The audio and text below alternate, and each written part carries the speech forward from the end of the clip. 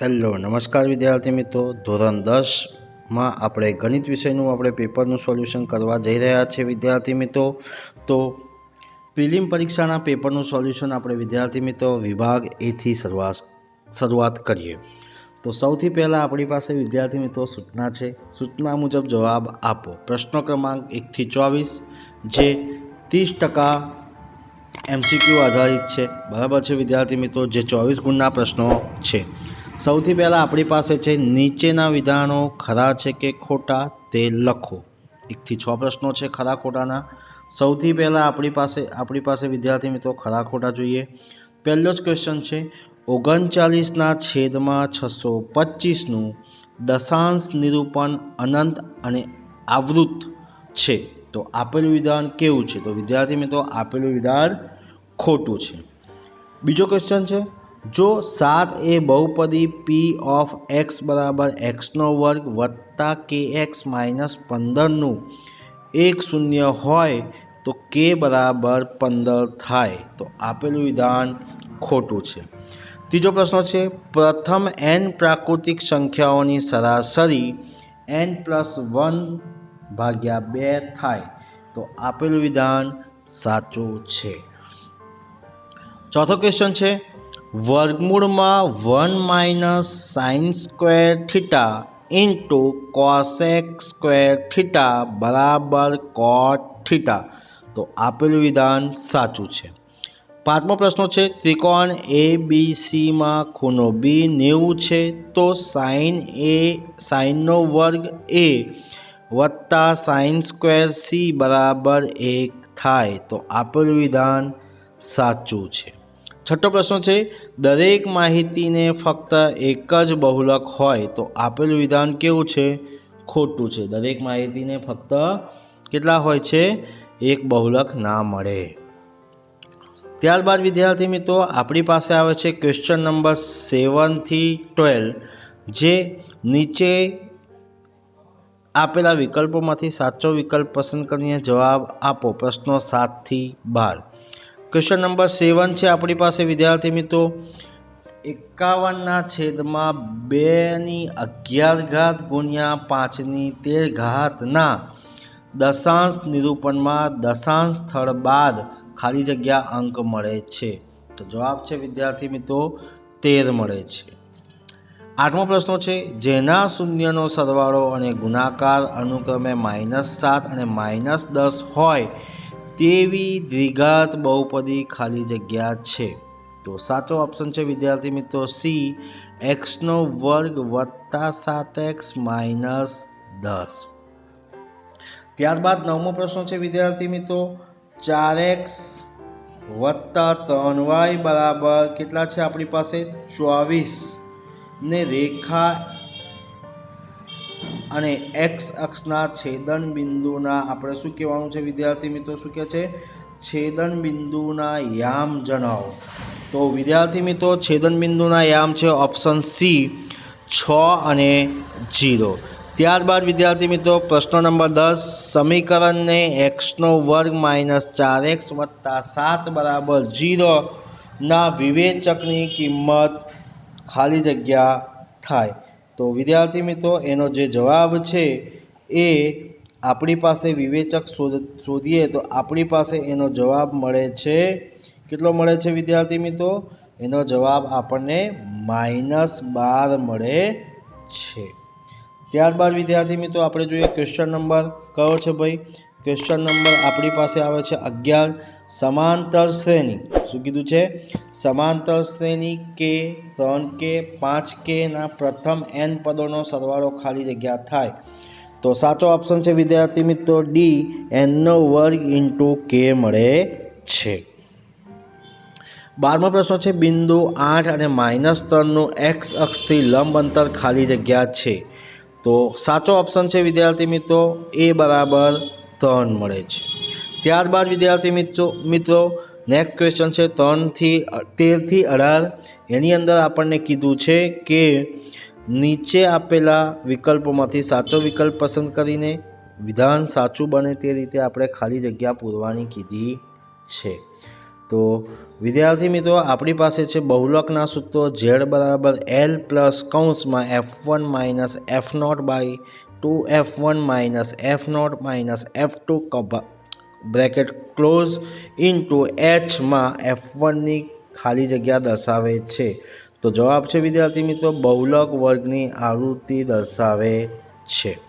14મો પ્રશ્ન છે જાન્યુઆરી મહિનામાં 5 રવિવાર હોય તેની સંભાવના ખાલી જગ્યા થાય તો 3/7 જવાબ મળે.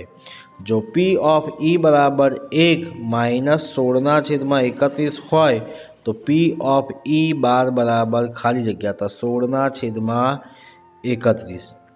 16મો પ્રશ્ન છે લીપ વર્ષમાં 53 રવિવાર આવે તેની સંભાવના ખાલી જગ્યા છે. તો જવાબ છે વિદ્યાર્થી મિત્રો 2/7.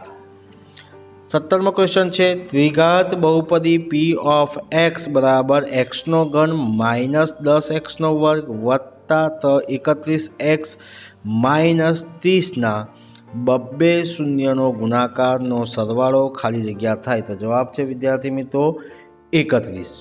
18મો ક્વેશ્ચન છે એક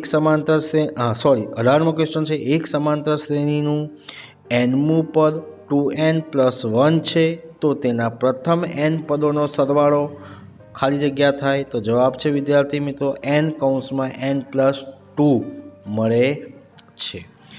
ત્યારબાદ વિદ્યાર્થી મિત્રો આવે છે એક શબ્દોમાં વાક્યોમાં કે આંકડામાં જવાબ લખો. 19 થી 24 છે. તો વિદ્યાર્થી મિત્રો આપણી પાસે છે ચતુષ્કોણ ABCD એક વર્તુળની પરિઘત છે. જો AB બરાબર 8/3 સેમી, CD બરાબર 6.8 સેમી અને BC બરાબર 7.9 સેમી હોય તો AD શોધો. તો જવાબ છે વિદ્યાર્થી મિત્રો 7.2 સેમી. ત્યારબાદ 20મો ક્વેશ્ચન છે એક નળાકારનો વ્યાસ 60 સેમી અને ઊંચાઈ 3.35 સેમી છે તો તેની વક્ર સપાટીનું ક્ષેત્રફળ શોધો. તો જવાબ છે વિદ્યાર્થી મિત્રો 6600 સેમી એટલે 6600 સેમી. 21મો ક્વેશ્ચન છે વર્તુળની ત્રિજ્યામાં 20% વધારો કરતાં તેના ક્ષેત્રફળમાં કેટલો વધારો થાય છે. તો જવાબ છે વિદ્યાર્થી મિત્રો 44%નો વધારો થાય છે. 22મો પ્રશ્ન છે વિદ્યાર્થી મિત્રો તો 22મો પ્રશ્ન છે 2464 સેમી સ્ક્વેર વક્ર સપાટીનું ક્ષેત્રફળ ધરાવતા ગોળકની ત્રિજ્યા શોધો. તો જવાબ છે વિદ્યાર્થી મિત્રો 14 સેમી. 23મો ક્વેશ્ચન છે બહુપદી P ઓફ x બરાબર xનો ઘન માઇનસ 12xનો વર્ગ વત્તા 35x માઇનસ 24ના શૂન્યનો ગુણાકાર કેટલો થાય. તો જવાબ છે વિદ્યાર્થી મિત્રો 24 મળે. 24મો પ્રશ્ન છે બે વર્તુળની ત્રિજ્યાઓનો ગુણોત્તર 5/7 છે અને તેના બે લઘુવૃત્તાંશના કેન્દ્રો આગળ આંતરેલા ખૂણાનો ગુણોત્તર 4/3 છે તો તે બે લઘુવૃત્તાંશના ક્ષેત્રફળનો ગુણોત્તર શોધો. તો જવાબ છે વિદ્યાર્થી મિત્રો 100/147. ત્યારબાદ વિદ્યાર્થી મિત્રો આપણી પાસે આવે છે વિભાગ બી. વિભાગ બીની અંદર આપણી પાસે વિદ્યાર્થી મિત્રો જો કે 10 પ્રશ્નો આપ્યા છે અને 10 પ્રશ્નો લખવાના છે જે 25 થી 38 છે બરાબર છે. 14 પ્રશ્નોમાંથી 10 લખવાના છે અને 20 ગુણના આપણને જોવા મળે છે. જે વિદ્યાર્થી મિત્રો 25, 26 જે છે સમાંતર શ્રેણી આધારિત પ્રશ્નો છે. તો તમે અહીંયા આગળ સ્ક્રીન ઉપર દરેક દાખલા વિદ્યાર્થી મિત્રો તમે જોઈ શકો છો બરાબર છે. ત્યારબાદ આપણે વિદ્યાર્થી મિત્રો વિભાગ સી અને ડીનું પણ આપણે સોલ્યુશન આ પ્રશ્નોની ચર્ચા કર્યા પછી આપણે જોઈ લઈએ વિદ્યાર્થી મિત્રો. વિભાગ સીનો વારો આવે છે વિદ્યાર્થી મિત્રો. તો વિભાગ સીની અંદર આપણે પણ જોઈ શકીએ છીએ કે નીચેના 12 પ્રશ્નોમાંથી કોઈ પણ 8 પ્રશ્નો માગ્યા પ્રમાણે ઉત્તર ગણતરી કરી જવાબ આપો. તો એનો પણ વિદ્યાર્થી મિત્રો તમને અહીંયા જવાબ મળી રહ્યો છે. ત્યારબાદ 39, 40ના પ્રશ્નો પણ તમે જોઈ શકો છો. 41 અને 42 ખૂબ જ ઇઝી ક્વેશ્ચન આપણી પાસે વિદ્યાર્થી મિત્રો પૂછાઈ ચૂકેલા છે જે અહીંયા આગળ તમને જોવા મળી રહ્યા છે. ત્યારબાદ વિદ્યાર્થી મિત્રો આપણી પાસે આવે છે વિભાગ ડીનું આપણે સોલ્યુશન જોવાના છે વિદ્યાર્થી મિત્રો જે આપણે અહીંયા આગળ સોલ્યુશન તમને સ્ક્રીન ઉપર બતાવી રહ્યા છે. જોઈ શકો છો વિદ્યાર્થી મિત્રો પ્રશ્નપત્ર વિભાગ ડીનું સંપૂર્ણ સોલ્યુશન બરાબર છે.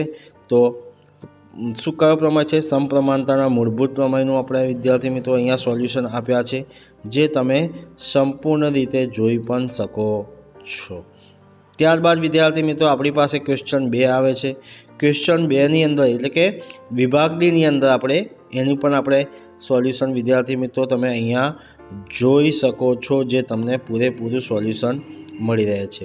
13 મીટર વ્યાસવાળા એક વર્તુળ બગીચાના સીમા પરના એક બિંદુ એક થાંભલો એવી રીતે લગાવે છે। એનું પણ વિદ્યાર્થી મિત્રો તમને અહીંયા સોલ્યુશન આપ્યા છે, જે તમે સોલ્યુશનને આરામથી સ્ક્રીન ઉપર તમારે મૂકી રહ્યા છે વિદ્યાર્થી મિત્રો, જે તમે જોઈ શકો છો।